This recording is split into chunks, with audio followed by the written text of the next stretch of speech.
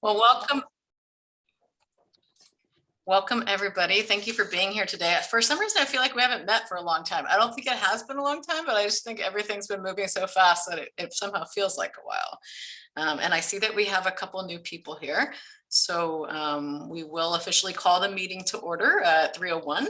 And we definitely want to do a round of introductions. So I can start with that. I'm Becky Bachikis. I'm the Director of Student Programs for the County Office of Education, and I'm in charge of the Court and Community Schools. And I also am the chair of the data subcommittee here, and I will pass it off to Chris. Yeah, you can tell when that's coming your way. Good afternoon or good evening to you all from the East Coast time zone. Chris James here, the W. Haywood Burns Institute. Serving as a consultant to the Racial Justice Oversight Body and its work. Do I pick someone else or? Okay. Sure, I'll keep track too, just because it gets tricky towards the end, but go ahead. All right, well, because I know he is new and I don't know that he's been able to, introduce himself to all of you guys, but we did get to meet a while back and I think he has a whole lot to offer. I'm going to pass to Mr. Salinas. Thank you, Chris. Pleasure to be here. Gilbert Salinas, Contra Costa Health Services Chief Equity Officer. Excited to be here and happy to help. I do have a disclaimer since these meetings kind of showed up on my calendar when I already had pre-planned meetings. So for this meeting, I'll be here for an hour and then I have to join the regional equity officers meeting. But the next meetings, I'll have them much cleaner and I'll be able to participate more fully. So bear with me, have some empathy, but it's a pleasure to be here with all of you. Thank you, Gilbert. Welcome. I'm so glad you're joining us here. We really have appreciated Dr. Walker over the years, but I think your role is definitely one that we want to have here. So how about Denise? Trying to unmute myself. Hi, everyone. I'm Denise Sabkievich. I'm the Research and Evaluation Manager with the Office of Reentry and Justice. And I will turn it over to Melkia Crowder. Hello, everyone. My name is Melkia Crowder. I'm the director of our juvenile institutions here at Juvenile Hall and our Orrin Allen Rehabilitation Facility. And I will turn it over to Tamara Guzman-Taylor.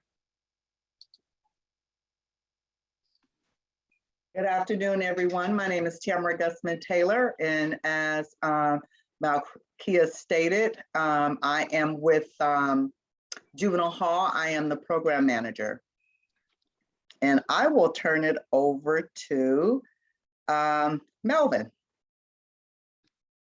Afternoon, everyone. Melvin Russell, the Assistant Chief Probation Officer. And I'll pass it to Jill.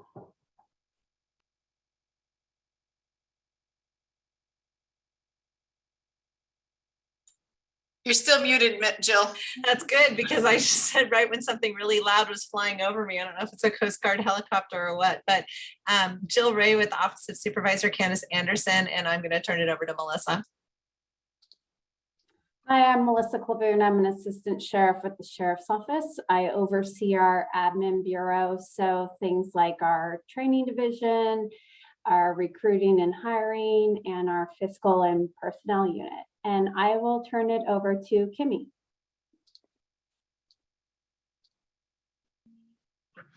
Sorry. Hello, I'm Kimmy from the Office of Reentry and Justice. I'm one of the planner evaluators here. And I'll go ahead and turn it over to Christina. Hi, good afternoon, everybody. My name is Christina Jackson. As Kimmy said, I'm also one of the planner evaluators here at the ORJ. And I don't know if anybody else has yet to introduce themselves. So Becky, maybe I'll throw it back over to you. Sure, I got a list here, so that's okay. Perfect. Okay, how about let's have Matt next. Good afternoon, everyone. Matt Malone, Chief Counsel, Contra Costa Superior Court. I apologize, I'm on the phone today because of assorted technical issues that have kind of defined the week. And I don't know who to turn over to because I am audio only right I now. can see, it's okay. I think all we have left is Emily. Thank you. Emily, are you there? I am. Good afternoon, everyone. My name is Imalol. I am a community member, just staying abreast of what's going on in Contra Costa because my young son has recently been incarcerated there. So thanks for having me. Okay, I didn't miss anybody, right? I think that's everybody. I don't think Nicole introduced herself, did she? Oh, Nicole, I'm sorry. You were like the foundation upon which everything is built. Nicole, Nicole Popchak, Office of Reentry and Justice. Thank you. thank you. Well, thank you to all the people who are joining us here today, as usual, and also to all the people who are here for the first time. Nice to have a robust committee. We always have a lot of like just participation and involvement. So please feel free to involve yourself and comment when we're asking for comment. And we can go ahead and get started to see if there's any public comment right now. Would anybody like to make some public comment?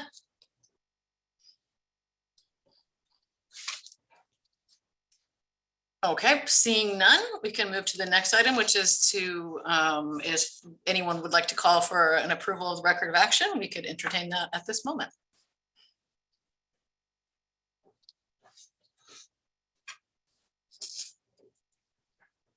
I'll make a motion to approve the record. Thank you, Melissa. I'll second it. Thank you, Denise. Nicole, you want to take a roll call vote? We open it up for public comment.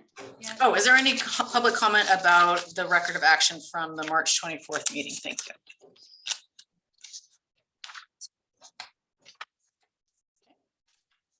Seeing none, I think we can take a vote. Becky, Yes. Melissa, Yes. Denise, Yes. Gilbert, Yes. motion passes unanimously. Thank you. Great, thank you all very much. Now we can move to our next item, which is to discuss the data that was provided in the packet from all the different local justice system stakeholders. And I think that the first person on the docket here is probation. So Denise, that would be you. Yes, I am going to share my screen here. Can everyone see this? Okay, so this is attachment 2. This is the probation's juvenile intake data for the first quarter of 2022. As you can see in these graphics, we have, again, no real surprises in any of this. 60% of the youth that were intaked last quarter were Black, 22% were Latinx, 11% white, 1 Asian, and 4 individuals were of other unknown racial ethnic background. The intakes were dominated by men, young men, 80% were males, 20% females. Again, no surprises there. Intakes by age, primarily 16 and 17-year-olds. By number of offenses, mostly 1 or 2 charges, although there's almost 20% that had 3 or more charges, over 20% that had 3 or more charges. And when we look at intakes by results of the matter, we have a number of individuals that were released pending status, as well as others, a comparable number that were pending in custody. And then you can see the distribution of all the rest of the results of the matter here. This graphic displays the number of days between the disposition date and program entry. 14 days on average between disposition date and program entry for a placement, and then 5 days for the ranch. And now this graphic shows the count of juveniles by race and ethnicity and count of prior admittance into the hall. So this first column here with 0, this shows that there's, looks like roughly 34 young people were admitted last quarter. And of those 34, none of them had a prior history of admittance to the hall. You can see also that 19 of those individuals were Black. So again, overrepresented of the Black youth in the community for basically intakes. And that's actually more than half there. With other distribution, 7 of the youth were Latinx, and also again, underrepresentation of the white population. As we move along to the right, the count of prior history and involvement with juvenile justice and the hall increases into up to 9. And predominantly what you can see is that most of those boxes are orange, which speak to the Black youth in the community, that they are not just overrepresented in their initial intake with juvenile hall, but they have a repeated pattern of ongoing contact. Okay, and then the balance of the report here surrounds intake charges. And I'm gonna speak more about this again. I wouldn't normally, but Gilbert, because you're new to the subcommittee, I'm just gonna provide a little bit more information than I normally would so that you understand what this is. But this is a chart that speaks to all the charges among those 65 intakes. So what you can see here is the intake month.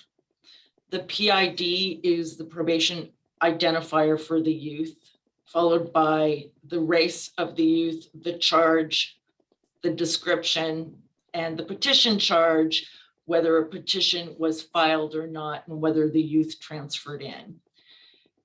The PID is the individual identifier for the youth. So for youth number 1 here, there was only 1 charge of bench warrant that took place on January 3rd. As we scroll down, you can see here, youth number 3 on January 5th had 3 charges filed. Okay. 4 is just 1 charge, but again, youth 5 has 3 charges. So there can be multiple charges for each youth, and obviously a minimum of 1. But there are a good number of these. We have not, again, Gilbert, for your information, we have not analyzed these. We have not collected them in any way yet that is, basically an ability to aggregate the information in a more meaningful way other than just these individual records. Are there any I was just going to clarify one thing about that too. Like, this is just what is at the date that you pull it. This is the information available at that time, right? So we don't follow back up necessarily. Like, I'm thinking about when you talk about like the like the petition charge, that's what's happened so far. So somebody might be in process with one of those later. But typically, because of the timing of this meeting, this meeting falls on the last Thursday of the month. So this is data that was probably pulled, I would say maybe April 10th. So it's at least a week or 2 past the end of the quarter. So our information as it relates to whether petitions have been filed or not is fairly accurate. There can be some cases where the petition is not filed or we don't know, but those I believe, tend to be rather unusual. So this is fairly, I think, reliable as far as whether the petition has been filed or not. And then Denise, am I right in thinking that when it says no petition filed, then that would mean that that person has probably been released? Yes. Yes. Thank you, Becky. Yeah, just thinking about, like, it's a lot of, we kind of built up what we look at every quarter over time, but looking at it the first time altogether. Yeah, I no, imagine it's a lot. absolutely. Absolutely. And I'm trying to see, is there anything else that comes to mind here? So the no petitions filed, obviously the charges weren't filed. So the individual was released. There are a couple of transfer ins here at the bottom for youth. And so that means that they would have been potentially detained in another county and then brought to our county? yes, I believe that's correct. And with the no petition filed, that just means the DA didn't file a petition during the, the requirement of the 48 hours that the person was brought in. So they could come in, there's, no petition is filed, they get out, and then a week later, the DA says, oh, we got more information. Now we're going to file this, but we're going to file this as an out of custody sort of petition and not bring the kid back in. Thank you for clarifying that, Melvin. Good. Denise, were you going to ask if anybody had questions? I think yes, I was. Talked over you. Go ahead.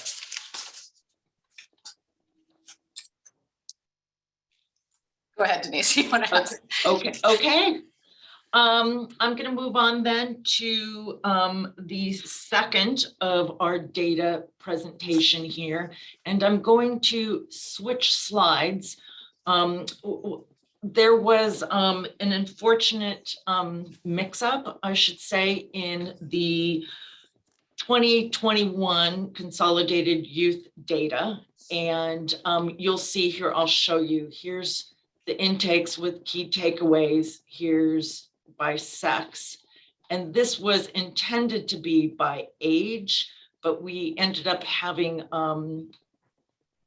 anyway, you don't need to know the details, but I'm going to show you what it should have looked like here. Can everybody see this slide, this graphic? Okay, so this is the graphic that speaks to all of the youth who came into the hall in 2021. So we've been reporting quarterly data to the RJOB, probation has, and this is our attempt to consolidate it into a data set that's more meaningful for the year. So again, kind of no surprises here. Of the 214, we have 60% that are, and actually 60 and the 30%, 90% are youth of color. Okay, the distribution being as it is. So in here, what we did is we added some key takeaways from this slide. So what we have here is in the years shown, Black and Latinx youth represented approximately 90% of intakes into the hall. And compared to all other race and ethnicities, Black youth accounted for more than half of the juvenile intakes in 2021. So we've added some language that speaks to what are the most important findings in each of these graphics, as well as data notes surrounding where the data comes from and when we prepared this. This is the next slide that speaks to the intakes by sex in 2021. And again, almost 90% are young men, 11% are young women.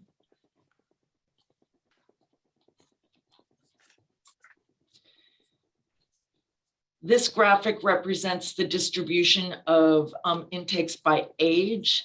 And again, you can see this is comparable to what we reported this past quarter in 2022, dominated by youth that are 16 and 17 years old. The mean and the median age is 17 and a half. Okay, so there's a skew here, but you can see the distribution.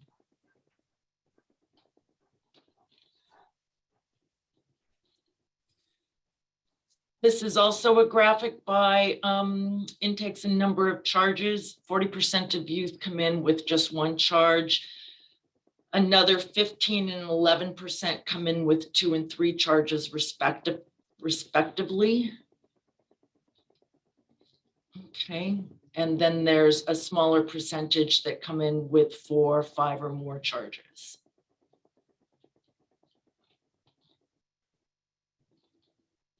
The average number of days between disposition date and date of program entry. Remember, this is 2021 now. So what you see here is that for DJJ, we have 147 days. That's a lot of days, but I think we can attribute that to COVID. 26% or 55 youth were dispositioned to a program.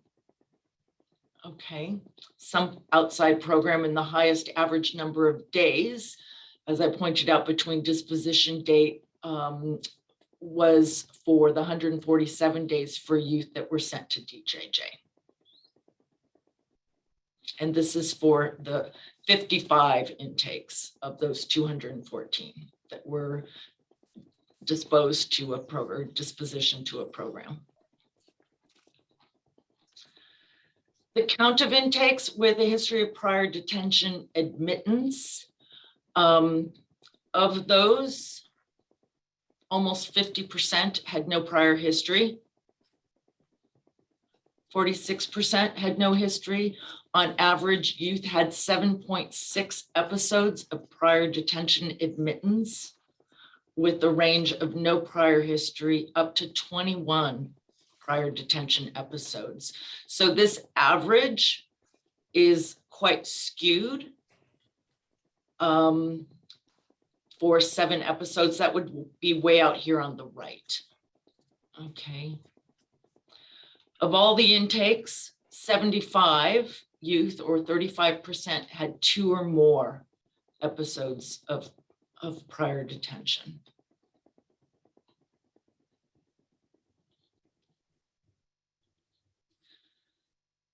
The count of intakes by race and ethnicity and a history of prior detention. This is aligned somewhat with the previous slide, but also includes the racial background of the youth.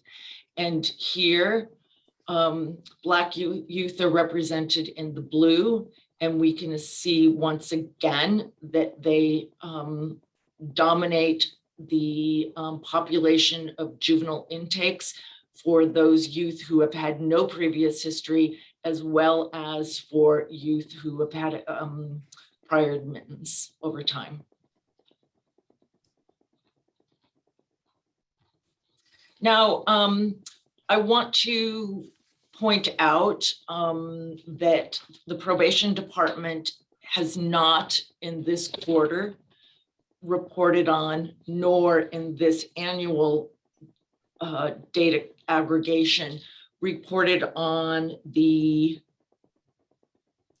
arresting agency or the zip code where the arrest took place. We were previously doing that, and when we reviewed the annual consolidated data, we realized that there were a lot of zip codes and agencies where only one youth was identified, and that brought to bear concerns surrounding the possibility for a youth to be identified if somebody did some deeper dive into, just the newspaper or anything along those lines. So we are consolidating. We could theoretically consolidate those zip codes into regions, but the agencies, we could also theoretically do that with some of the agencies, but we will not be reporting on it at the level of detail that we were previously, just out of protection for the youth and their family, for the identities there. So the goal is to have 5 or more youth in each category. So we've done it that way. That's why we have 5+ and we've aggregated it that way. Yeah. Are there any questions on this 2021 consolidated data?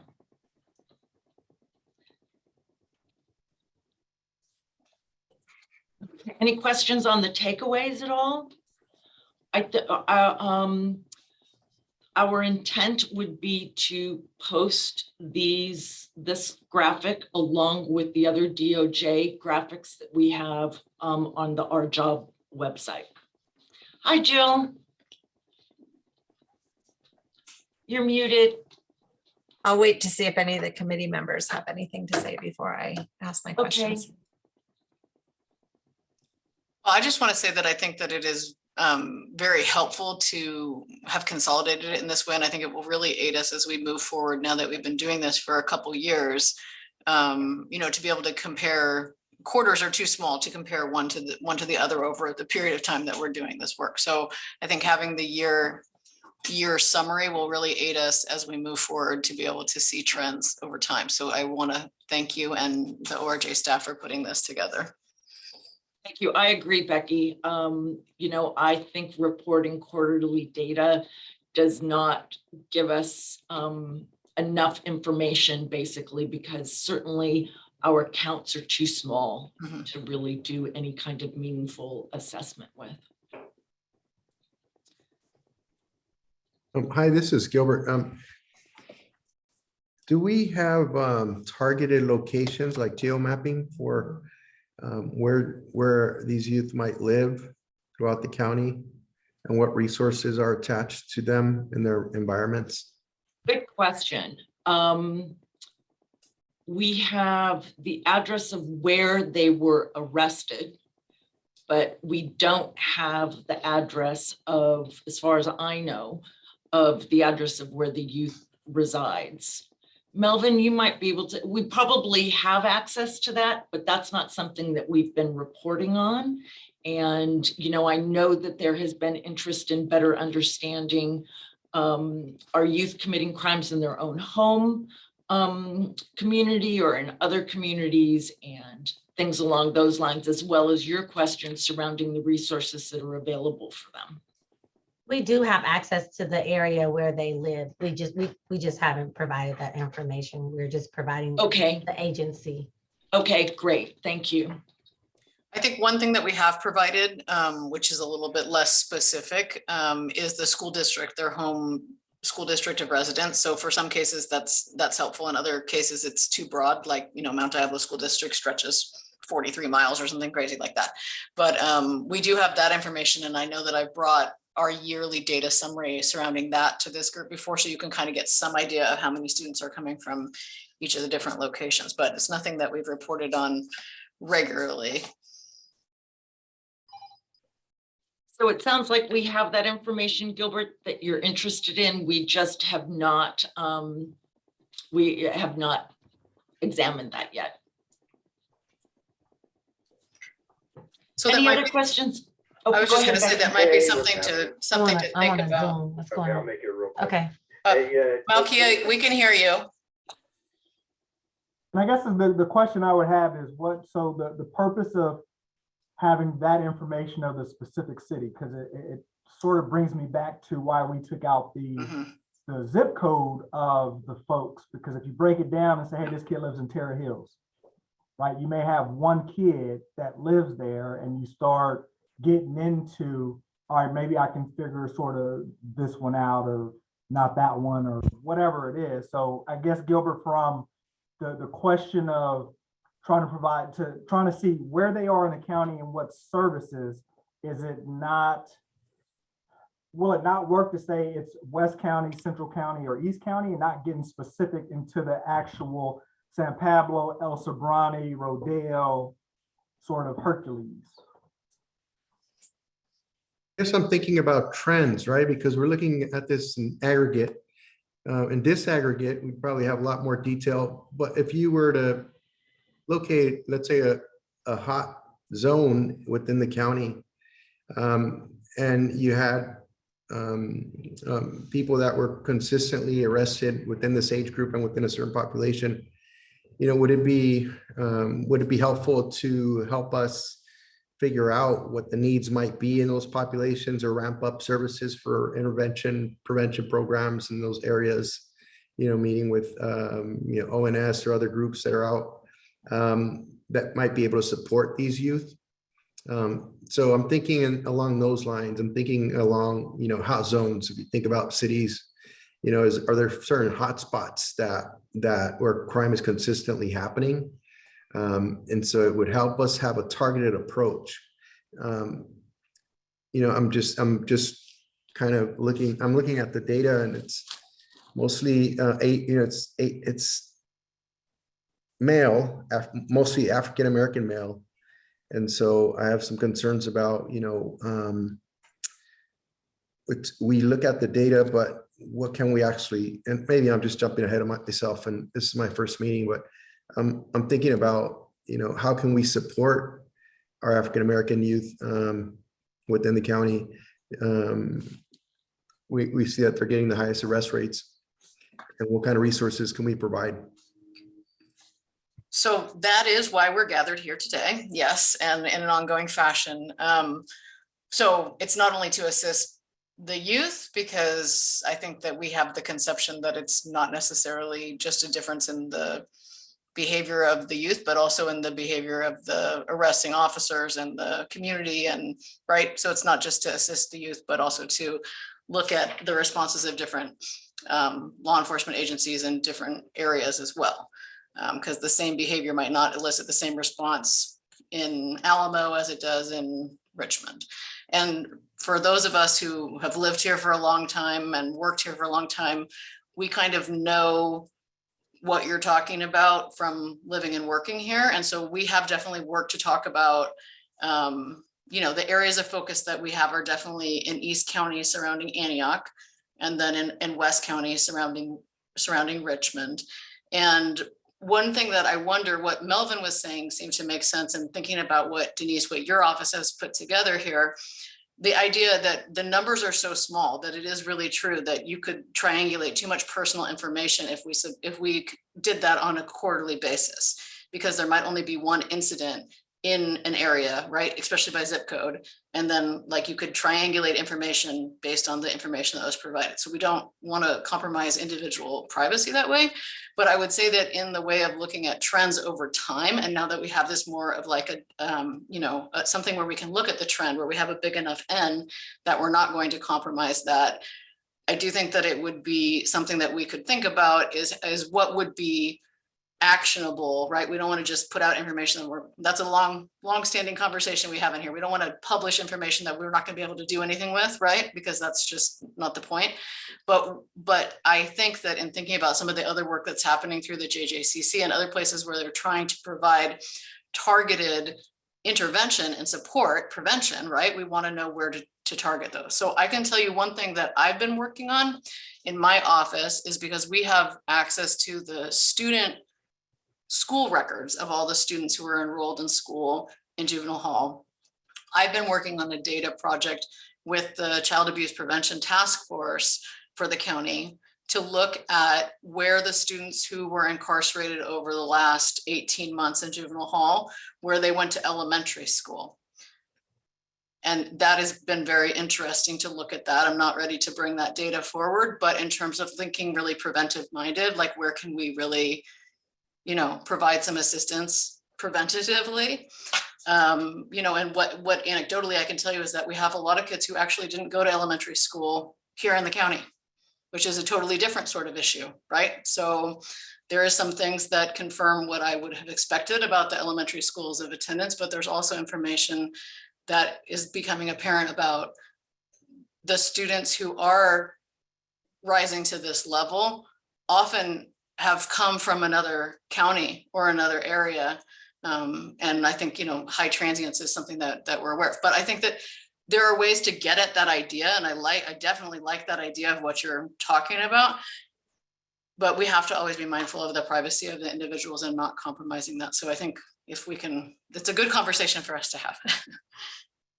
I think we'll be moving or at least our office will be moving into more thorough, detailed analyses of juvenile trends and services and outcomes next year, once we're done with our 10-year AB 109 trends report. So tackling the adults first and then moving towards looking at some of these similar kinds of questions we can pull together because we have trends data from the JCPSS that we can look at.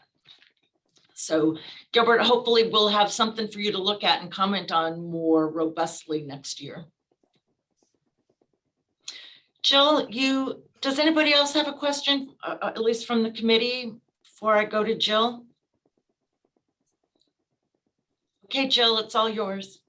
So kind of, I think my comments have been touched on, but these quarterly reports are great. It would be great to have them almost quarterly in a spreadsheet format, so you can see like quarter over quarter over quarter to see if some quarters, like I know oftentimes there's more incidences in school in the spring. Kids are, antsy and excited and all of those things that happen in the springtime, spending more time outdoors. It would be good to have that data. Then the other thing it just strikes me when I see that one chart that has those, that person that had nine rounds.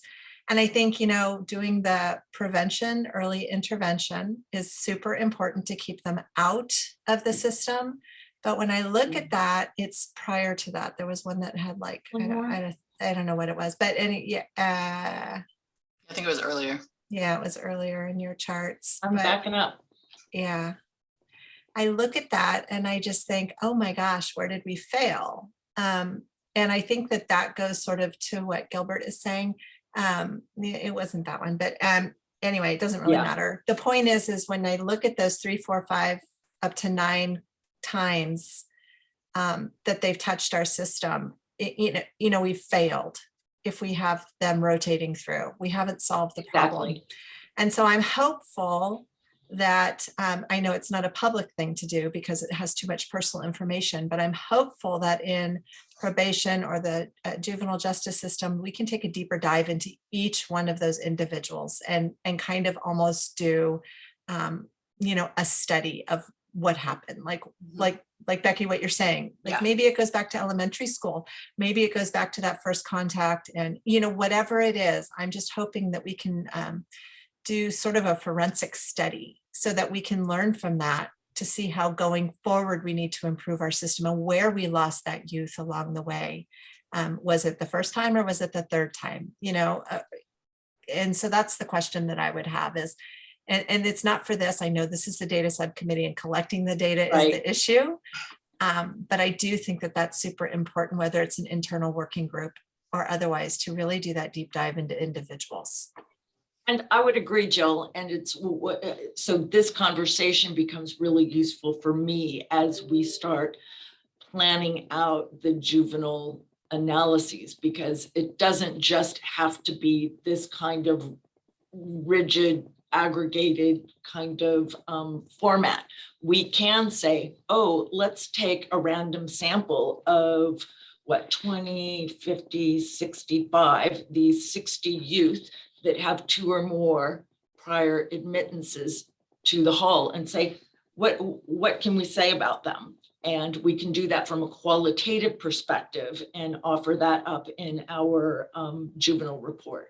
So it's, again, not necessarily something that we'll pursue with this body, but I like to have that input. So thanks for that. I would even go out just the ones 4 and 5. I mean, not to say that we want to just give up on those middle ones, but I mean, some of my kids, it took them like 3 times to stick their head between the bars of the railing before they realized that their head's going to get stuck. Right. So, sometimes with the youth, it can take a couple times. Not to say, because early intervention prevention is going to help keep some of those kids out of the system, but just really, to me, by the time 4, 3, maybe even 3, 4, and 5, we've lost them. And where did we lose them? Yeah. Is that including students who perhaps were at the ranch and then came back to the hall and then went back to the ranch? Do you know what I'm saying? Like if there was Good transfer. question. in? These are all intakes. So if that kind of transition is managed as a new intake, it would be included here. Yeah, and to your point, I mean, that if you really start looking into it, because this could include, you know, our placement failures. Yeah. Right, of kids Right. who've just been in the system for lots of years, and you're trying to find the right placement, and they keep coming back, sort of in that sense. Or yeah, your ranch guys who are out there who came back on a medical issue that it had to be a 778, you know, that'll be counted as an intake because they came through the sort of the process. But those things would be fairly easy for us to track down, I would think, you know, when we're doing a deeper dive next year on this. So Denise, what is the target date for that? Are you saying that like for the next year, you'll be working on an adult report, and then the next year after that? Right. So right now, Kimmy and Christina are working, it's 10 years since the implementation of AB 109. And so the timing is right to see what's been going on in the county surrounding the adult reentry system and services, and what does that look like. So we're drawing on a good bit of data that we have, but also having to better understand that data in order to tell the story, while also retrieving data from the other agencies that we need to get it from, like CDCR and DOJ, things along those lines. So we're moving forward in that way. And the goal is for us to have, you know, a report out by the end of the year, you know, to share with the Quality Assurance Committee first this fall, and then to have something, you know, at least a framework for something, with the idea that we will continue to build on that. But the juvenile data is also really a high priority. We've started some of those analyses, but the focus right now is the AB 109 trends report. And Gilbert, believe it or not, we've come a really long way, because and when was that? When did we start this? 2018, I want to say. I remember we sat there and it just getting any sort of data to come to us in terms of, I mean, I appreciate your comments, and I think we have far way to go as well. But I did just reflect recently on the fact that I remember those first meetings where it was like, Denise, there was nobody working in Denise's office after you were the only person who was working there for a long time. So that limited some things. And then just really it took a lot for us to get where we are, but we definitely have a ways to go. So we'll appreciate, Gilbert, you being here and pushing us even further to think about where we can go next. Well, I feel for the most minimum thing we can do is a root cause analysis on some of the cases. I think the recidivism rate cases would be very informational, but I just feel like you know, coming to this first meeting and seeing that the majority of people that are locked up are African American, I'm just wondering, like, what is it that we can do to provide as much resources to those communities that are needed? You know, I just so from my perspective, you know, this is neutral eyes. This is like my first meeting, so I just want to. I think it's helpful for you also to know that, you know, from an outside perspective, you know, this is what I'm looking at, and I'm hoping that we can come to a place where we can say, you know, you don't need a randomized control trial on a parachute.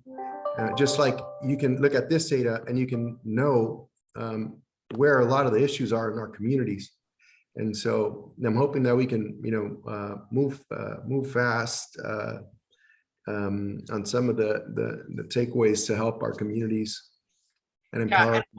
And later in the agenda, you'll hear about some of the things that we have moved on based on, you're right. I mean, that's been clear from day one that we have an overrepresentation of African-American youth. And another thing that is not, it's actually in the next data set, but that disparity is worse among youth than it is among adults. So that also is a concerning trend. Right. Mm-hmm.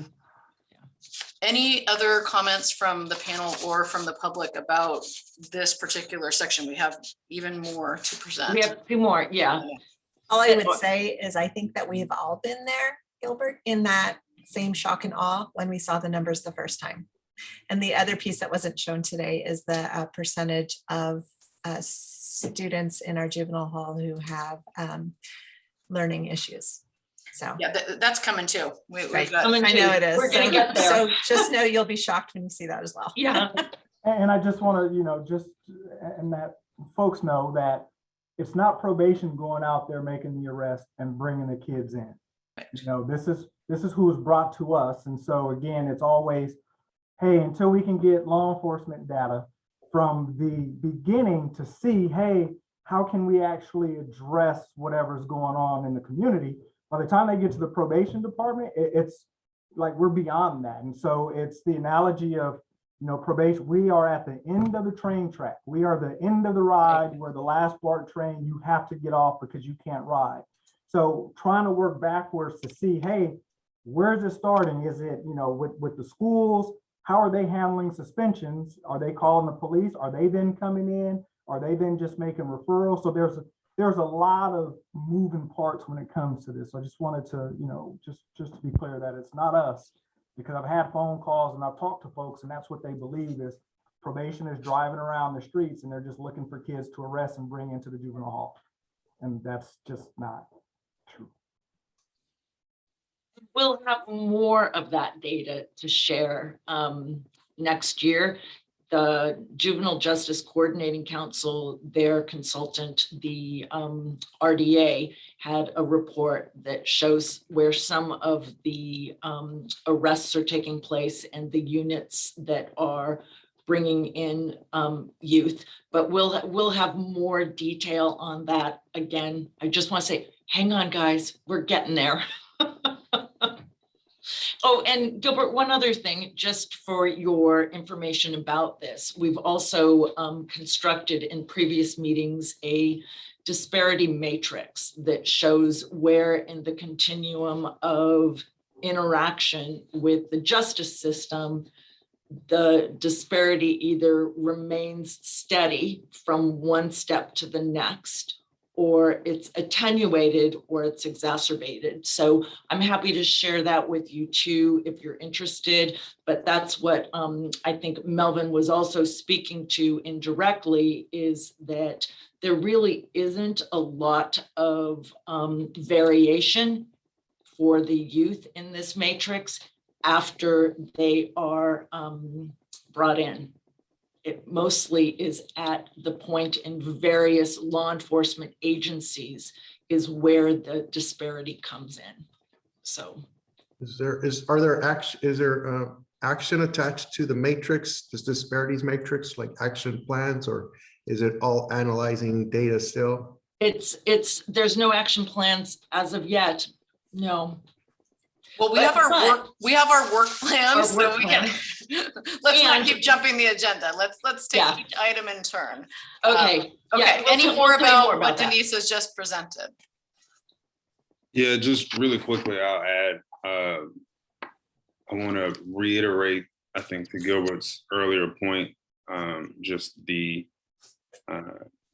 crucial importance of location data. I get the privacy concerns.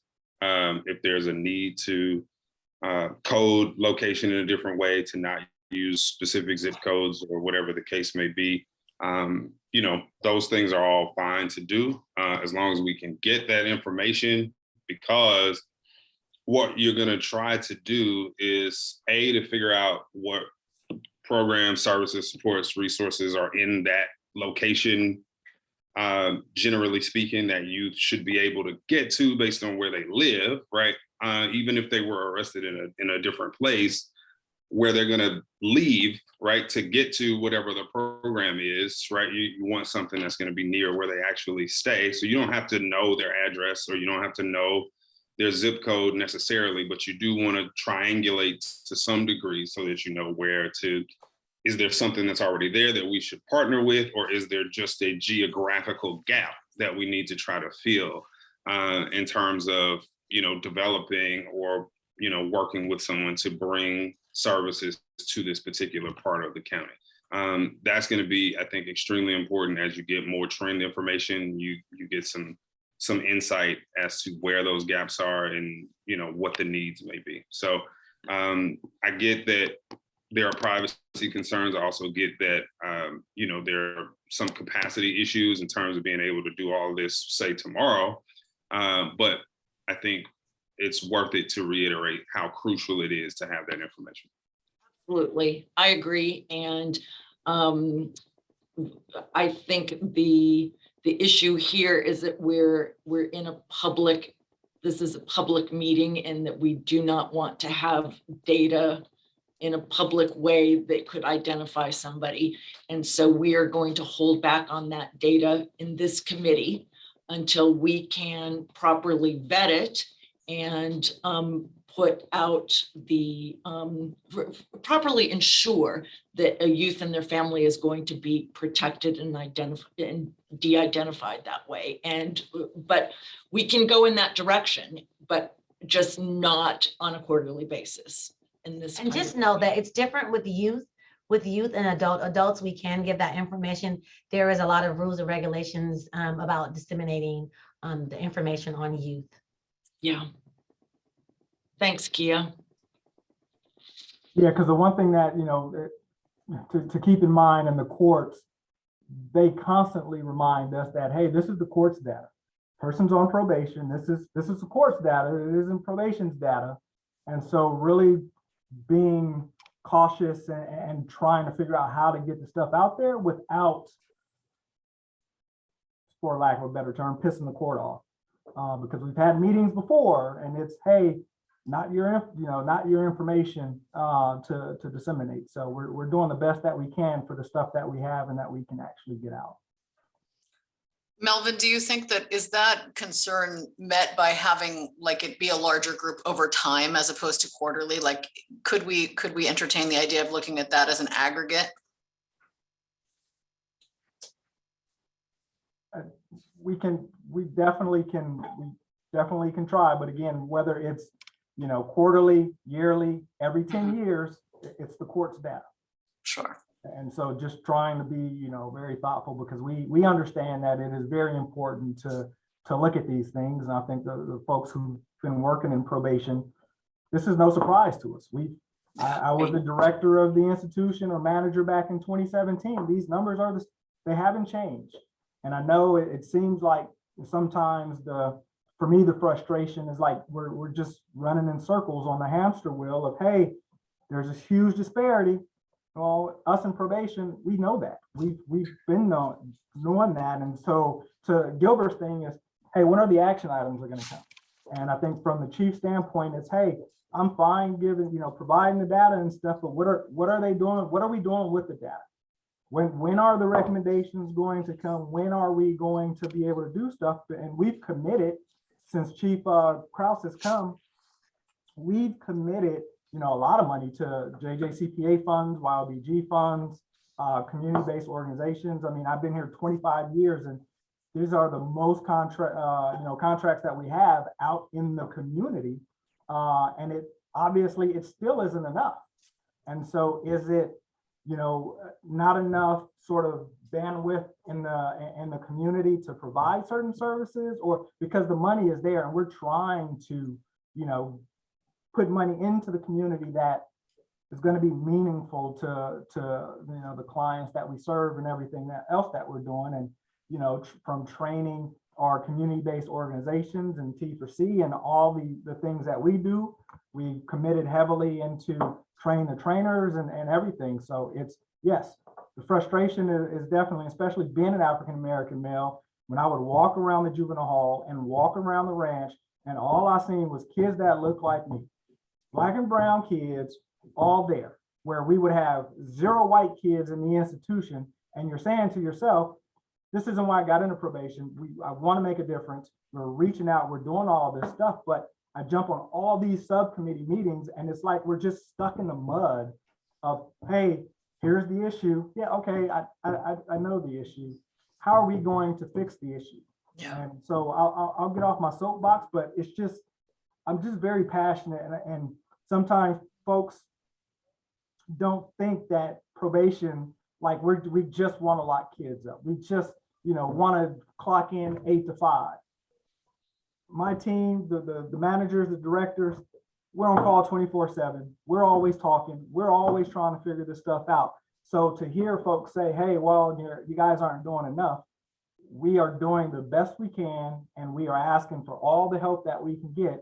But I think it's really time to start moving things forward and saying, okay, here are, even if it's 2 recommendations today, hey, here's 2 recommendations that we need to attack right now. And we will be in there doing those recommendations, but we can't act on anything until we get some. Yeah, thank you, Melvin. I appreciate your passion and know from working with you over the years how genuine that is. I just want to contextualize one thing that Melvin said when he said it's the same as it was before, because we do have people who are coming here from out of county like Gilbert. So we actually have fewer students who are incarcerated than we did before COVID, for sure. So that part, the overall number of youth who are being incarcerated is definitely less than it was before COVID. But unfortunately, the disparity and the disproportionality has actually increased in that time. So that's something that we did look at. I believe it was last summer, or maybe even earlier than that, but that when those changes were made, and that, again, like what Melvin's saying, it's not probation making that choice, right? It's the individual police LEAs that are bringing the students to juvenile hall.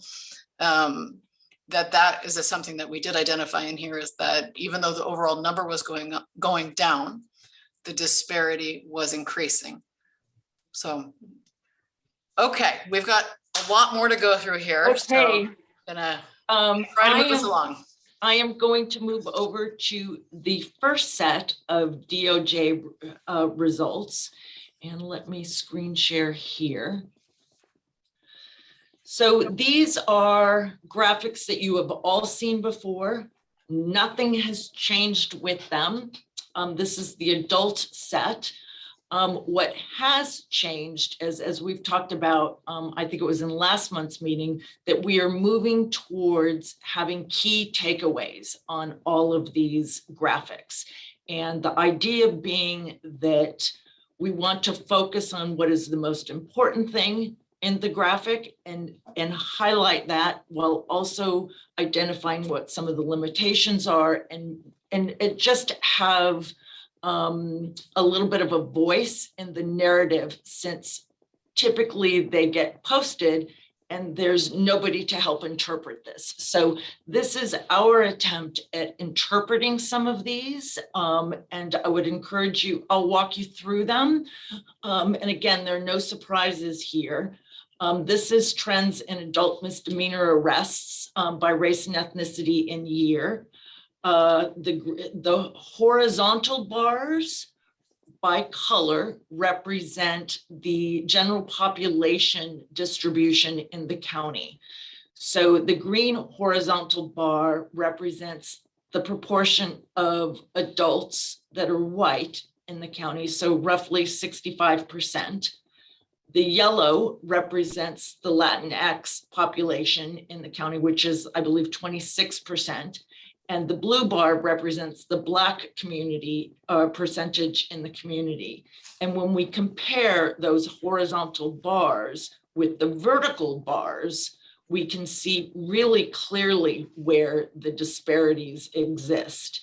And in this case, what you can see is all the blue bars across every single year are 2 to 3 times what their population is in the general population. So, and that's one of the key takeaways here. Black adults are overrepresented among adult misdemeanor arrests by 2 to 3 times their distribution in the general population for every single year that we've been following this, okay? The green bars, white adults, every single year underrepresented. The Latinx population across time is fairly comparable to their distribution in the population. Okay, so that's for misdews. Here is for felony arrests. And again, this information comes from the State Department of Justice, just for those of you who might not recall that. And so here what we see is on average, Black and white adults had similar rates of felony arrests during 2015 to 17, but in 2018, you can see that there begins to be a little bit of a decline in felony arrests among white adults. It's worth noting, though, that the distribution of the felony arrests among the Black adults, though, was 4 times greater than their distribution in the population. Okay, so while Blacks and whites have comparable rates relative to how those populations are distributed in the county, Black adults are way overrepresented. And that's what this is speaking to. Denise, can I ask you a question? I know that Absolutely, we'll do that please. mostly at the end, but is there, I don't know if we've ever looked at this before, because this is just looking at the proportionality within the group, right? But it doesn't show the number in the group. So I'm just wondering, like, is there a decline in the number of, like, what is the overall N for each year? Do you know what I'm saying? I see what you're saying, and I don't have that. Okay, but that's just something that might be. I do have it, but it's not in this. That might be something that we could think about looking at too, because it's all a relative. Every year shows a relative comparison, right? So one thing I think that I've mentioned before, but like when I worked in San Mateo, that has an even smaller Black population, then Latinos appeared to be more disproportional because their numbers are higher. Yeah. Well, just because they're not, because if you took if you were only comparing, it's all relative is what I'm trying to say, right? So I think that knowing that overall number might aid in terms of interpreting this, in terms of is it like just that a certain population is declining while the other is staying stable, or is every population, or is it actually more adults that are, or more people, do you know? Sure. And what we do know is that the crude numbers of arrests in both adults and juveniles dropped dramatically in 2019 and 20. Right. But the distribution of them by race, and that's what this is speaking to. Right. Yeah. So, but you're right. I mean, I'm certainly, it's that data is easy to obtain on the DOJ website. Yeah, and it doesn't change. It doesn't like negate anything that's here, but I just think that it would provide greater context about what we're actually looking at. That's sure.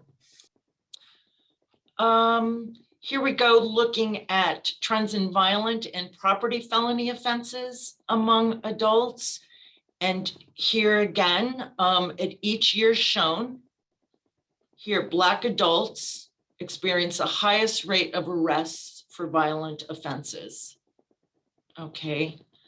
White adults experience the highest rate of arrests for property offenses over here on the right. But whether for a violent or a property offense, the Black population experienced rates of arrests that were 3 to 4 times greater. And this is the song that we're singing that is so consistent throughout all of this data. Similar for drugs and sex offenses among adults, white adults experience the highest rates of arrest for drug offenses compared to other racial groups, while Black adults were arrested at a lower rate for drug offenses compared to white adults. They were overrepresented in the general population. Okay, and as it relates to arrests for sex offenses, Black adults were overrepresented at a rate 2 to 3 times greater than their distribution in the population. Right here. Okay. I'm now going to, does anybody have any questions on the trends for the adults before I go into the DOJ trends for the youth? Again, this is all stuff most of us have seen before. But Kia, this might be of interest to you and what I had shared with you earlier. So these are the trends in youth misdemeanor arrests for the county over time. And what we can see is that not unlike felony arrests, Black youth, here they are in their blue bars, experience the highest rate of arrest for misdemeanors. And these rates of misdemeanors are 4 to 5 times greater than their distribution in the population. And this is what Becky was speaking to earlier. The disparity is greater for Black youth than it is for Black adults at this level. And that's, you know, this is very clearly a consistent problem, as Melvin and others have been saying. There's nothing new here. Similar pattern for felony arrests. Black youth experience the highest rates, and these rates now are 5 to 6 times greater for felony arrests. So it's getting to be a darker story here. Trends in violent and property felony offenses. For each year shown, Black youth here experience the highest rates of arrest for both violent and property offenses. And these rates of arrest in general are over 5 times greater than their distribution in the general population. For drug and sex offenses among youth, the highest rates for drug and sex offenses were among Latinx youth. But I think it's really important to note that strong key takeaways from this chart can't really be made because the sample sizes for the youth by race and year are small. So this is just a general kind of trend that, you know, I don't think we can speak to more specifics about that. So these are all the graphics with the key takeaways. What I'm proposing is that we update the graphics that are currently on the RJOB and the ORJ website that hold these graphics, that we update them to include these new versions with the key takeaways, and that we also add the 2021 intake data from the juveniles only onto that website as well, or those websites as well. Great. Any questions or comments from the panel? Okay, thank you everyone for listening to this all again. Okay. Thank you, Denise. Sure. Any public comment?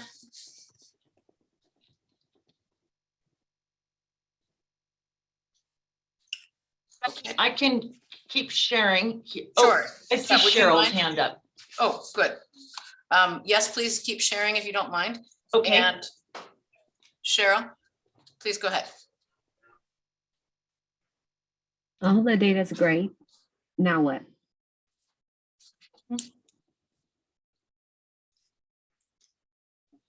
That's my question. Now what? What are we doing?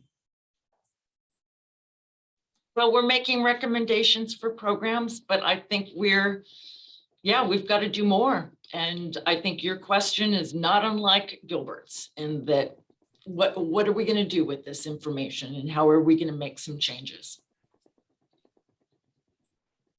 Yeah. Besides sharing it. And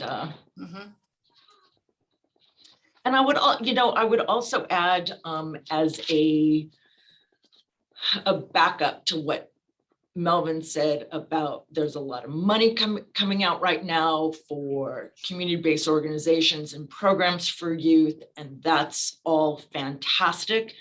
And that's a change. The other change that we're making is that we are moving towards evidence-based programming models. We're moving towards evaluation of programs, and all of that takes time. It's unfortunate that it does, but it does. We're currently laying the groundwork for that. We started with our AB 109 programs. We're moving forward and we'll be meeting with some of our juvenile justice community partners in the next couple of weeks to get them prepped for developing logic models so that we can monitor outcomes and see our programs working. I mean, because we don't know the answer to that or not.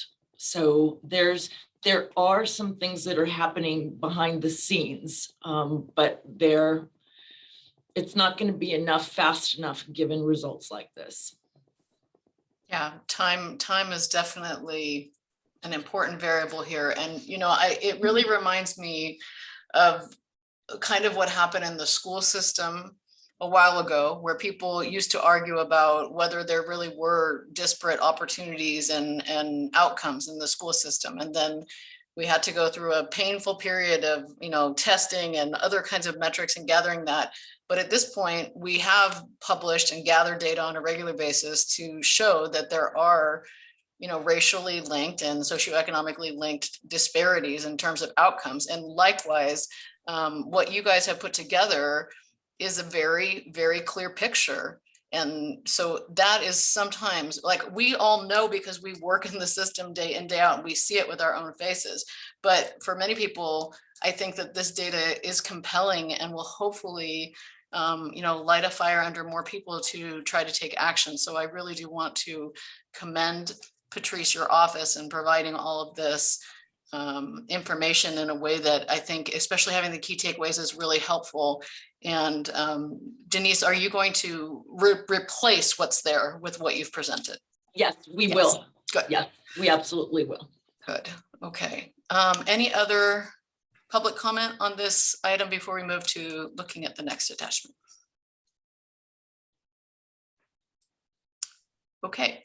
So this is the quarterly data for the special education and 504 plan status and the English language fluency for the students who were incarcerated at Mount McKinley at both campuses combined, so between Byron and Juvenile Hall.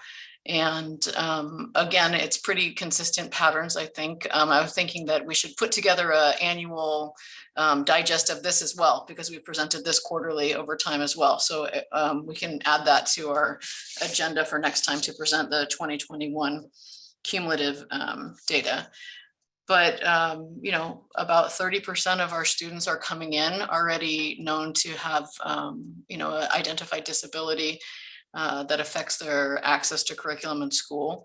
And another 5% of students have a 504 plan that would outline, modifications and accommodations that they need in the school setting. But that leaves, kind of a large percentage of people who probably, based on what I know about our school and the students that we have, need supports and services that they haven't received through their educational journey. So I think it's important to keep this at the top of our minds too, because school is where kids spend a lot of time.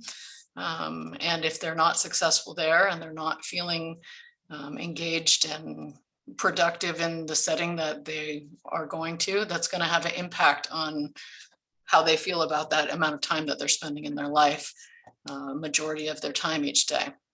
Then the EL fluency, looks at students who are identified as being an English language learner at some time in their school career. And that number is 8 there. And most of our students come to us, with basic interpersonal language skills. It's not like we don't have tons of newcomers. Every once in a while we'll have 1 or 2. Most of these students do speak English, but they still, their parents often do not speak English, and they have the ability to speak 2 languages often, but they might be missing some academic language and need other supports and services in the school setting. So that's another factor that we've been tracking. And like I said, I will also prepare a cumulative digest for the last year based on what we've presented there. Is there any comments from the panel about that attachment?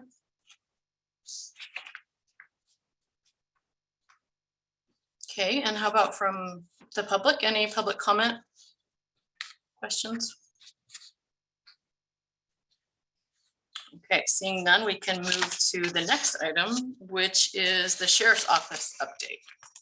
Melissa? Good afternoon. I actually don't really have much of an update today. I know that Denise is going to talk a little bit about the training, the placing the teen brain training. But other than that, we are still providing our monthly arrest report data. And that's about all I have to report, Becky. We're still getting it, so we're Good. on. Yeah, I do. We have some other standard people path. here. We have some people who haven't been here every time, so I think it is helpful to point that out, that that's been provided by the Sheriff's Department, and it's too voluminous for us to publish in the same way as the right. It's pages and pages and pages of Thousands of records. Yeah. So we don't include the detail there, but that is being communicated to us in that way. Any questions from the panel about that or from the public? Okay, seeing none, we can move on to the update about the community forum. Chris, did you have more follow-up about this item? Yeah, really, I think the point was to debrief that forum. We did that in the Community Engagement and Funding Subcommittee. I mean, we really kind of did it here, but we didn't take a whole lot of space for it. I think that the points that were made the last time that we talked about it, or the last time that I was present and we discussed it, were well taken. And I think that going forward, right, that being something that we want to continue as a practice, you know, first of all, I think sort of rather than setting an arbitrary date because we want to get one done and then working toward that date, sort of being more realistic with what's going to be available, what time we need, and then sort of building that not only what time we need for the substantive information, but also for the promotion of, you know, the forum is going to be helpful. I think also that that there was a bit of so I think the takeaways that we have now that we had been talking about for a while, just actually seeing those on paper is really, really great. It's going to be really helpful in terms of, you know, making sure that there's clarity between the visuals and, you know, how people are interpreting those. But I think also, you know, there being just a little bit more of a connection between both subcommittees. I get that the CEF was kind of holding the event or hosting it, and so sort of making more room within its meetings and all of that for it. But I think we may need to actually create that working group that may involve Becky or someone else, you know, in addition to whoever on this committee might, you know, be representing the committee within the meeting. So I think those are, you know, the main sort of observations. But I do think the meeting, you know, went decently well. I think it was well attended given the tight turnaround time. I think for, you know, everything that was discussed and what you can generally expect from a meeting like that, I think it was good. I think that, you know, folks may be uncomfortable with some of the things that were said, but realize when you're talking about, I mean, generally my stump speech in whatever space I'm working in is if we're talking about race and its impacts in the criminal legal system and we're comfortable we're doing it wrong. Like that shouldn't be a comfortable conversation because people know that they're being more heavily impacted or overrepresented. And for them, that does not mean a day at the office. It does not mean their profession. It means their life or livelihood or the lives or livelihood of people in their families or communities and so on and so forth. And so it's personal. And so that's how they talk about it. So when you're hearing that, like if that feels uncomfortable, that's how it's supposed to feel. So I think in that regard, the sharing that was done was, generally the way that it works. And it's from that discomfort and from that outside perspective that community brings that you get to the question everyone's been asking today, which is what do we do, right? That's why we're wanting to have that conversation with community, because they are the missing piece to what do we do, right? The fact of the matter is the system itself can't fix itself, right? You need that outside perspective in order to get there. You need folks to be able to let you know, I think as Emma Lou was speaking to before she left, what folks needed in those moments, right? And what they experienced and how they would like the system to be responsive to that going forward. And that's sort of what we're getting at. So I also pointed out to the Community Engagement and Funding Subcommittee that I noticed that there was a lot of, when there were questions or when people would share, there was a lot of that sort of, we did a lot to try not to make this feel like a public meeting, even though, for agenda purposes and quorum purposes and so on and so forth, it kind of had to be structured that way. That is something to, explore further to figure out how we can, design something that is a little bit less formal. But in the spirit of that, right, there was a lot of people sharing, really heartfelt sentiments about what they saw, and us or our hosts, right, and our representatives basically saying, yep, thank you so much. And now I see the next hand, which is kind of what we do in these meetings, but you have to know the community's not showing up for that, right? Like they don't want you to, to sort of, for those comments to live in a vacuum as opposed to being responded to in some meaningful way. And I thought at the time that there were a number of things that this body has either done or has at least formally requested from the PPC / Board of Supervisors that were, sort of responsive to some of these things. And we've missed some opportunities to highlight those things. So just, those are things to clean up in terms of the prep for next time, and just to make sure that folks don't feel like, because they may have seen that in so many meetings that they've attended, that that's how they should respond in those moments.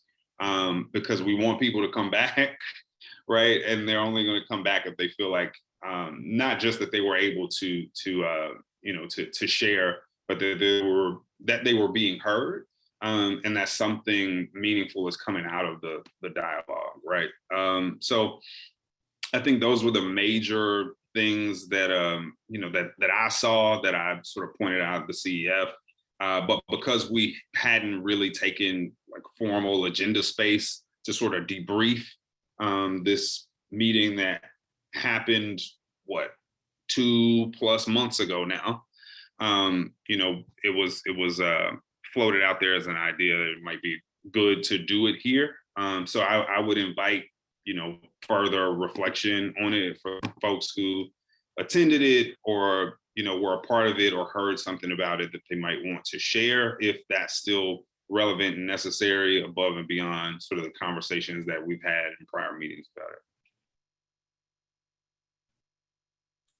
Yeah, thank you, Chris. That's really important, I think, is to make sure that people are not just sharing their experience, but that they're feeling like that's going to be translated into some actionable work that reflects what they're sharing. And that's hard to do when the structure of the meeting is kind of dictated to be extremely formal. And also, I mean, I think just there's benefits for people participating when we're online like this, but then also it kind of makes it hard to have genuine human to human interactions when we're all sitting in our squares. So good things to think about. And I think that one thing that probably I'm just thinking about from like some of the work that I'm doing on our LCAP right now, where we do a lot of community engagement, is that we actually now have to show what actions that are in our work plan are directly connected to what particular feedback was given by the community. And so that has therefore created like a feedback loop, right? Because before it used to be, I think, more like that, where thank you for your comment, and now we're moving on. But now there's a requirement for schools to show how they're actually, the community input is influencing the actions that are in the plan. It's not enough to just take the comments and move on, but how does that actually influence what you're actually doing?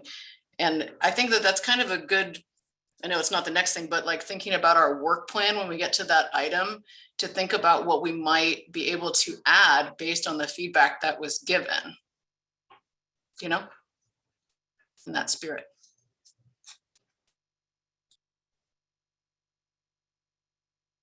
Any, go ahead. I was going to say, I had a couple of thoughts on this after having some time to reflect on the community data forum.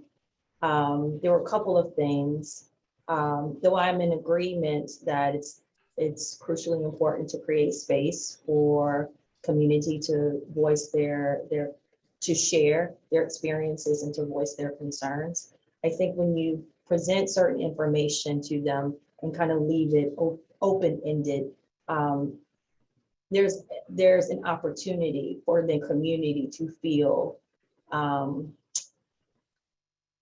what's the right word for it? Feel a little helpless in a sense. And what I mean by that, and that may not be the best choice of words, but forgive me, I can't find another word at the moment. And what I mean by that is because the information in and of itself is a little bit disheartening, right? It's nothing, the information is not anything new. We know that those disparities exist. However, without sort of sharing too, well, then what are the possibilities around solutions to start to then steer conversation toward that, that then is more homegrown, right? Comes directly from community. I think would have been very impactful. So unfortunately, that didn't take place at the last community data forum. So that's one bit of feedback I would offer to if the community engagement and if CEF committee is looking to host these again. Also circulation and outreach to the community in enough time, I think was, we kind of fell short on that. That would have been a little bit more beneficial to also invite other decision makers and leaders. If this was a space for community to share, certainly those who would be updated, right, on some of these conversations, it'd been good for them to have that opportunity to listen in. And I'm not sure if that was shared or translated to those folks. So, but the biggest piece is, and this is me linking it to, I think Cheryl's point earlier, okay, we see this data, now what? And that's the thing that I'm most concerned about, leaving that question mark for community to then figure it out on their own. When there are best practices and there have been other solutions that have been either tested, utilized, if not in our county, certainly in other jurisdictions, certainly in other states. And so this could have been an opportunity of not only sharing and taking in information, but then also educating and re-envisioning what is possible. So those are just sort of my thoughts after reflecting on the event, from the event. Otherwise, it was great to see that folks were really considering the fact that it's data and sometimes folks can gloss over a bunch of numbers. Folks who are deeply impassioned and certainly open and in tune with what was presented.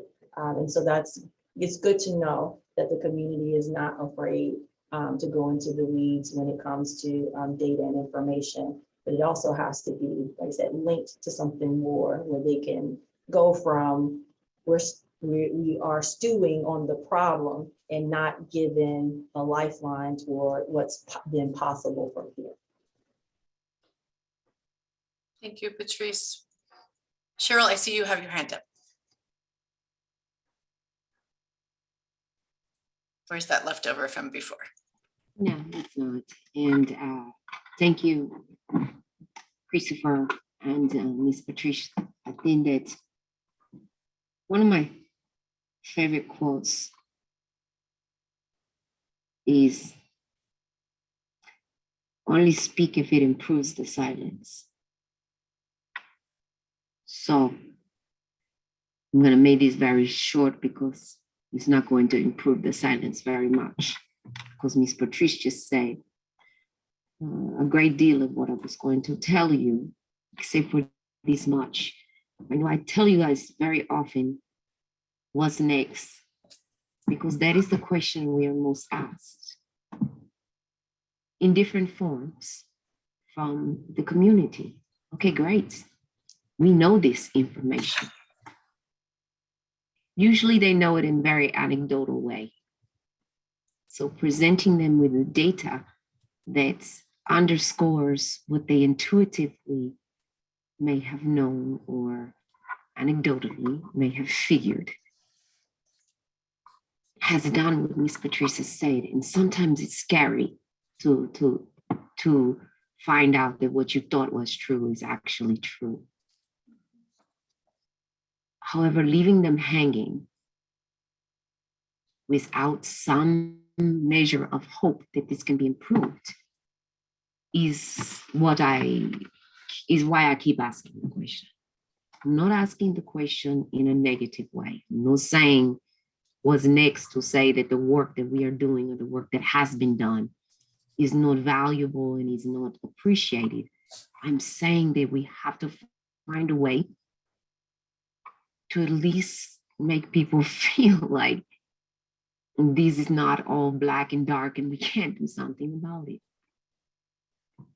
So when we present this kind of information and data, we also have to look on the other side, as Christopher said, and tie it to the work that we've done, tie it to the programs that we have discovered that are existing, that are doing positive work.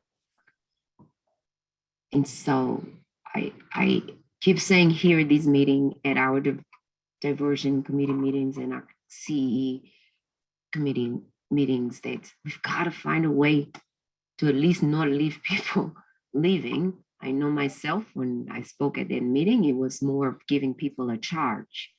You yourself, as community members, you have a charge too, right? You have a charge to go tell people about this oversight body. You have a charge to tell people about the data that you've heard.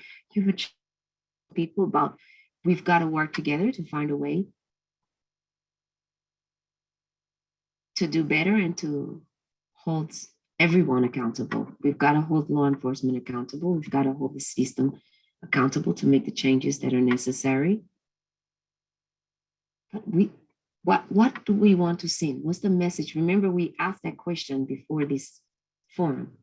What's the purpose of the forum? What do we want to get out of it? What do we want people to get out of it? Is it simply to walk away with information? Or is there something else? And I think I'm still asking that question at the end of the forum.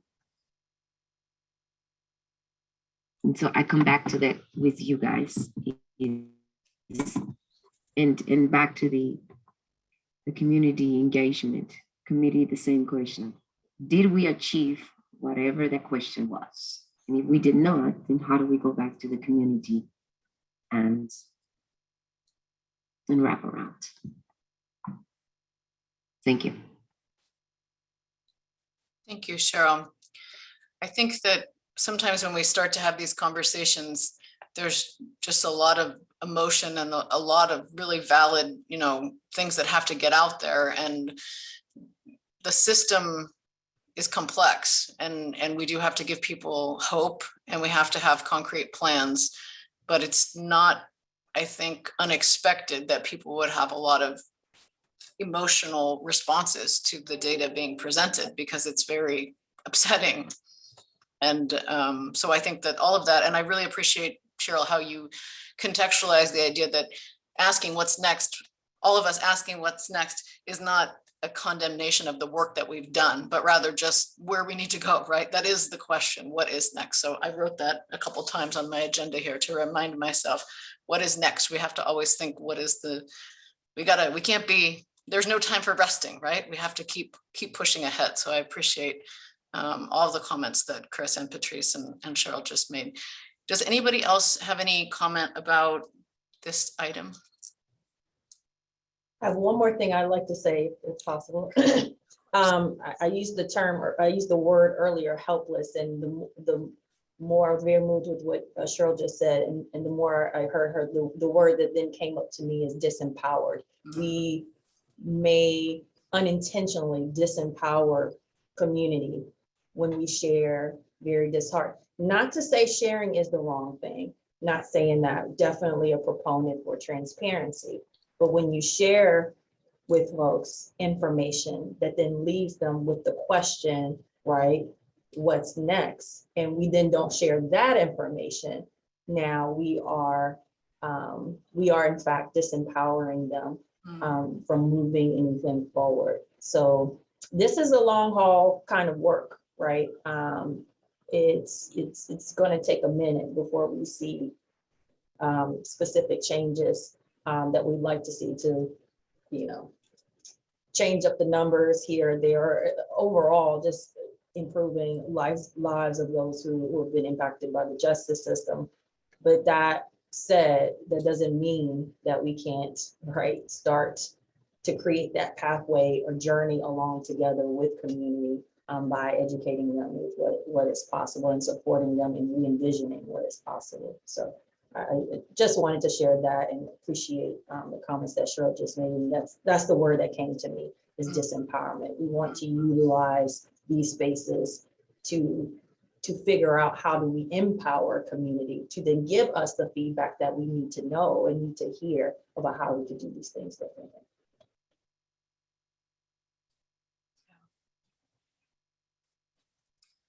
Okay. The next item is the police trainings on adolescent development. And Denise, that has your name. You have an update about that, or is that supposed to be Melissa's name next to it? Was that a? No, I actually have quite an update about it. It is been a flurry the last week and a half or so. Would you say, Melissa? Our phones and emails have been going ballistic with questions from staffers from Congressman DeSaulnier and Thompson's office. I've now received an email from Senator Padilla's office wanting more information. And I've had a number of conversations with our federal lobbyist, Paul Schlesinger, who is, by the way, just so over the moon about this project. And he is really, as he says, if I had my way, but I don't have any voice in this would be the one that would be funded. And so he's very supportive. I think it's really encouraging that we're getting so much attention. It's been a little bit kind of overwhelming, the sheer quantity of requests for information that need to be addressed like now, as evidenced, Becky, by the email that I sent you on Friday afternoon. Could you please pull together a letter of support by noon on Monday? So all of those letters now have gone to the congressman, and I'm working on a process to get them to the senators. So it's looking really good. And further, there was some question, we had considered proposing it as a scalable project.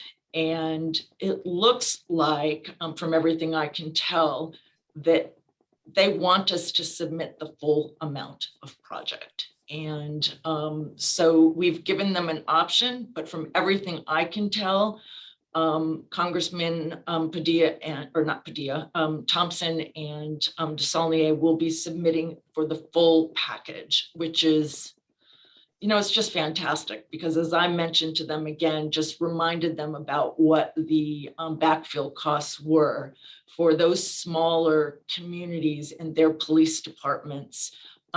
They don't have an extra $20,000 sitting around for training and backfill of that. So it really makes it important that we get some of that to support the local departments for this work. So I'm really excited. I think everybody's really excited. There's still more work to do with it and getting drafts pulled together for Senator Feinstein and Padilla, but it's really hopeful. So this could be, my hope would be, this would be one of our accomplishments next year. So I think it has the potential to, I mean, all of those things, like what Patrice was saying about, you know, it's an evidence-based practice, right? That has been shown to have substantial impacts where it's been implemented. So that idea feels very and hopeful. Skill building too, which I also really like. You know, it's skill building. And then the other thing I keep trying to remind them of is that, you know, the sheriff's office and probation are doing the train the trainer program. So while it's $1.2 million almost, we're going to get more return on that investment as we are able to train the next cohort of sheriff deputies and deputy probation officers. So I'm just, I'm really, yeah, we'll see. I'm really excited about it. So hopefully something will come forward. Yeah, hi Cheryl.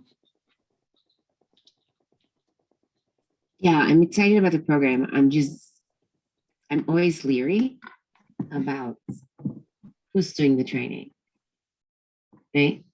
Who's doing the training? Who's leading the training? That's always an issue because, as I mentioned to the full group, because we saw who was recommended to do these trainings before, and they were not, they just did not represent the type of people who should be doing these type of trainings. They were the kind of people who were responsible for some of the discriminatory and harassment and issues before. There's a difference between being culturally competent because you come from the communities that have been typically marginalized and you have a first frontline experience and you have the type of life experience that gives you the core competency in dealing with this. Or you're teaching from a book. You're teaching from something that somebody told you. You're teaching because you saw it, third person. And that is where we run into problems with these trainings that, well, you know, I was a former cop, and so I'm the best one to teach a cop how not to treat somebody. No, not necessarily. Not necessarily. And so I think that before I can get truly excited about this kind of training, or truly excited about having a train the trainer, where, you know, sheriff's deputies or police officers who have not always been friendly and who are, as we know, responsible for these disparities that you just read off to us not even 20 minutes ago. I don't know how excited I can be. Fair enough. So I think it has to do with who's the trainers, Ms. Denise. Who are the trainers? Well, let me just give you a little bit more information about that, Cheryl, because I hear what you're saying. And I think we want to be, did we lose? Oh, there you are, Cheryl. I'm sorry, I missed you on my monitor here.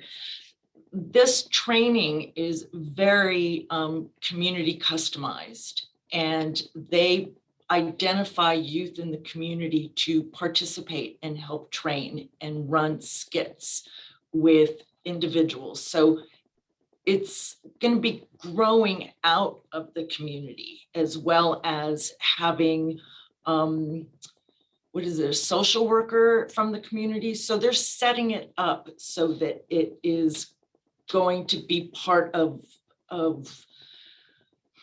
Melissa, help me out here with my words. Sorry, don't mean to put you on the spot there, but I hear what you're saying, Cheryl, but this has also really got a large community aspect to it that is very customized to the demographic and the cultural background of the community. And that's part of why it's so expensive, because there's a good deal of footwork that has to happen in order to identify youth who are willing to participate in the training, that come from the community, to share their experiences with law enforcement about what it's like for them, and to work through some of those real life experiences that the youth have had with law enforcement. So finding that and creating that takes some extra effort and time. Melissa, would you say there's anything else there? No, I think you described it well. It is customizable training, and they do draw in the community to participate in that training. And then in addition, they also review all of the policies of each individual agency. They make recommendations after the fact. They do an after action report that they provide to the departments as well, that are specific for them about what their recommendations are for changing their procedures and operations and things like that. So although the training is provided by an entity outside of this county, they're not even in this state, they have done training in this county, they've done training in California, but they really do, it's not just reading from a book, they really do take a look at the demographics, the community, draw people in, and develop the training from there. Thanks, Melissa. So, I think we'll just have to see how it goes, but it has gotten very strong reviews. Patrice, I see your hand up. Yeah, I just wanted to state that I'm actually I'm actually really excited about this opportunity, simply because of how the training is actually structured. So it's almost as if they draw on our own community assets, if you will, to then structure the training in and of itself to then fit within the context of what we're experiencing here. And I appreciate that level of intentionality and thoughtfulness around how they're then training the various departments, because I see it as more than just skills building, though that's a part of it. It has the potential to actually shift culture within those agencies as well. So that's one thing that I'm really excited about now. We all know that you can train anybody up left and right, and then it's the, now what after that? How do they actually apply those skills, things of that nature? So I believe there is a significant amount of follow-up potentially from the trainer as well, to kind of get a sense or to assess how skills were developed and then applied in their work. I'm also really happy that we've made some significant inroads to have federal resources to cover this. Initially, when we were deliberating on how to bring this forward, again, in direct response to the disparity data, of young people who are arrested by our local law enforcement agencies. The idea of where funding could come from, we looked at potentially JJCPA dollars. We were looking at local resources. And so the fact that now we can rely on federal dollars instead of our local resources, and instead use our local resources for more of the capacity building of our nonprofit organizations who are also serving these young people, I think it's just a win-win all around. I feel like, sort of the stars and the planets kind of all align just right. And I do want to give a super, super shout out to Denise and to Melissa, because they have been hammered with questions left and right, all hours of the night, just to, and it feels good, right? That on DC's end, Washington, DC side, they are trying to get us help us out and get us the resources.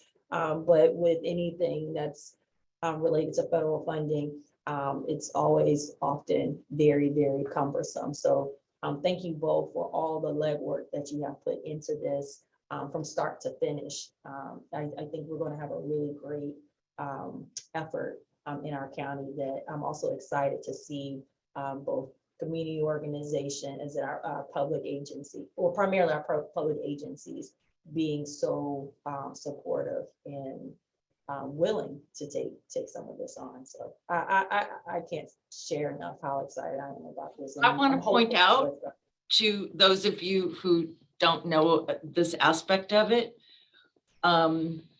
DA Becton's office applied for federal earmarks as well.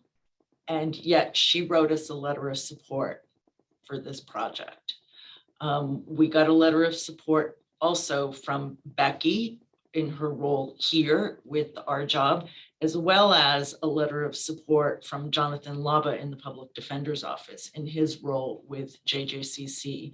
So, you know, when Paul Schlesinger, our federal lobbyist, you know, said to me on Friday night, can't you get a letter from the local NAACP by Monday morning? I just, you know, it's like, I'm not that kind of connected, but we can see what we can get. And everybody showed up. And so I'm just, thank you, Becky, and to DA Becton's office and Ellen's office. You know, this is genuinely a fully cross-collaborative project in criminal justice for this county.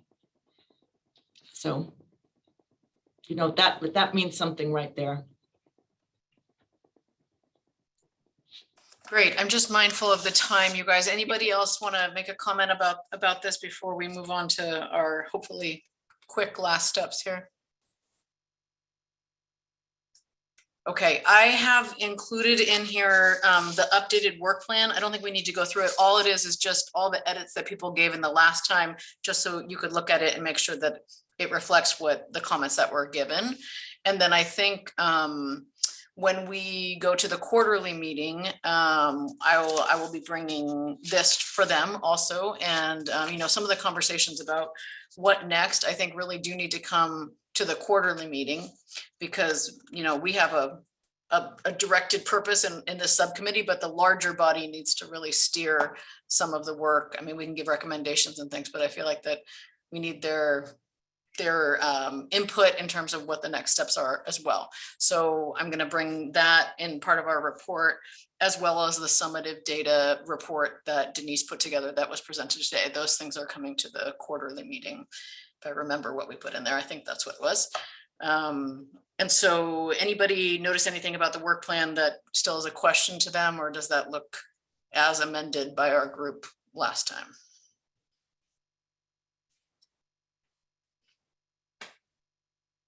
Okay, any comment from anybody? I have one, Becky, because the agenda packet had that miss page in it. Yeah. Let me send you, or make sure that we add the proper corrected version of the consolidated report to the quarterly meeting packet. Did you replace it in the docket? Has that been posted already? I can't remember, but if you replace it in the docket, I'll just remember to do it from the docket, what's posted. Do you know what I mean?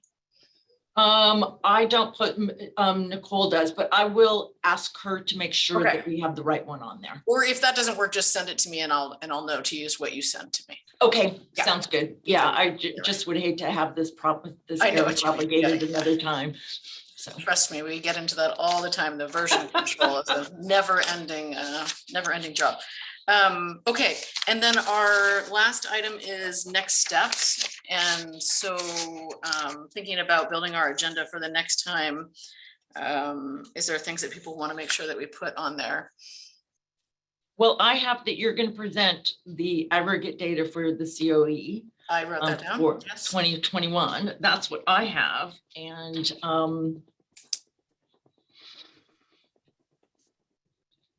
I don't think I'll quite have the overarching. I think it will have to be in the June meeting. I'll have the yearly school LCAP data summary that has all the demographic information and things. I won't have that in May, but I'll have that the next time.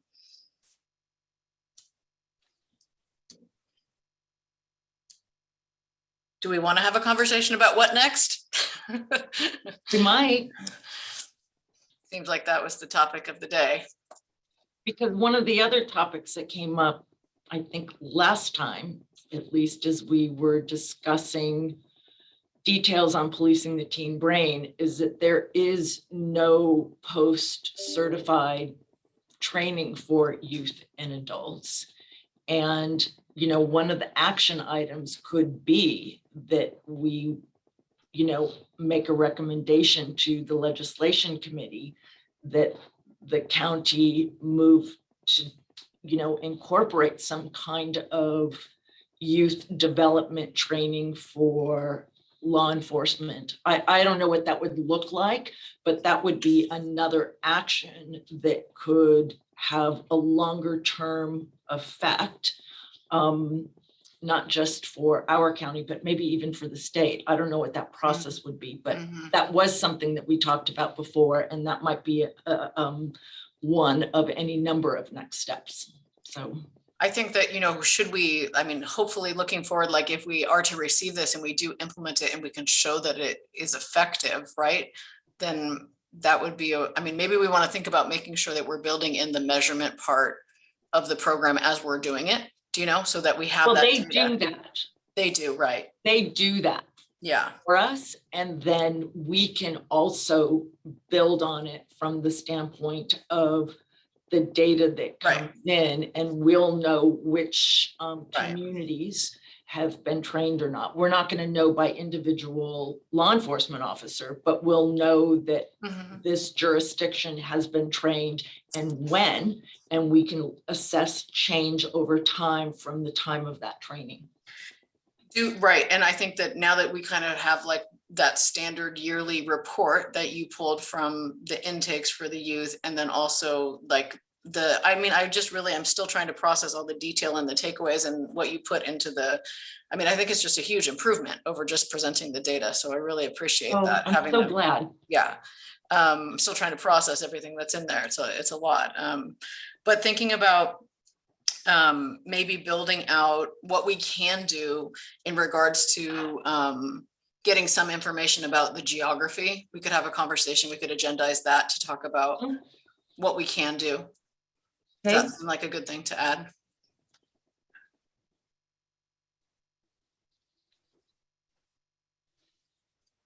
Okay. So really, anything else? You are talking about, we are talking next steps next time. No, definitely. Next steps. Yes. No, I'm thinking about Okay. what I know. We're kind of having our pre-agenda meeting right now. We should probably just seal it on off and close the meeting, but just anything else that that anybody who's here has that they want to add to what we talk about next time. I'll just add that at least the plan for the quarterly meeting. So we had talked about trying to get some information about best practices as far as ethnicity data collection. Plan for that to happen at the quarterly meeting, which may lead to some conversation about, you know, what the next steps may be within the county in terms of trying to sort of operationalize some of those best practices and create some uniformity around those practices, or at least, try to promote that idea and see how far we can take it. I don't know what that looks like, but it's something that may come out of, or at least be prompted by the conversation next week. Thank you for reminding me of that, Chris. Yeah. So best practices, or like a plan to disseminate and systematize best practices in regards to racial ethnic recording, or I'm not sure what the right word is, but I know what you mean. I wonder also, our meeting in June, I wonder if there's a way that we can reschedule it, because that is for the third year in a row, a time that I'm going to be camping. And I realize now that we've been doing this for 3 years, like maybe I should say something that date doesn't really work for me. I know we all have conflicts, but I don't know if that is a week that everyone else is going to be present. I could try to get somebody else in my office to do it, or I could do it from the campground again, but I feel like that's not super professional to do.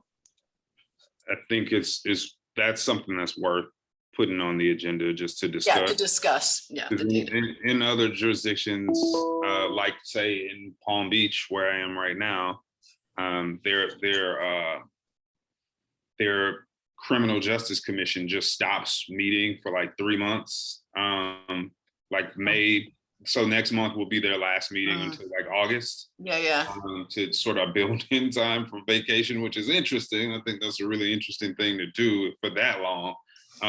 But you know, if there's a month or something like that where folks are really considering like taking that time with the family before people go to school and stuff like that, I'm just saying, I'm not encouraging that. I'm just saying it's not beyond the pale, right? Like it's something that does. We've been extremely consistent. It is Right. true. I don't think we've missed a meeting in a long time. So no, I'm not suggesting that we don't meet. I can definitely get somebody else to cover for me, but I just realized that that would be like the 3rd time that I did it from the campground. So I thought it was worth mentioning. So. Okay, we can talk about that next time. And thank you guys all for being here. I really appreciate everybody's dedication to this team. I know it's not the easiest work, but it's really important. And I think that the fact that it's not easy means that we're doing the right thing, right? Like as what Chris was saying earlier, like if it's all easy and comfortable for everybody, then maybe we're not, hitting the issue. And I feel like we're attending to the issue. So I appreciate you guys all being here and hanging in there. Well, thank you, Becky, for your chairwomanship. We appreciate you. Thank you. I do enjoy doing this work and I appreciate working with all of you. So thanks. Okay, we'll see you next time. See you next time. Bye.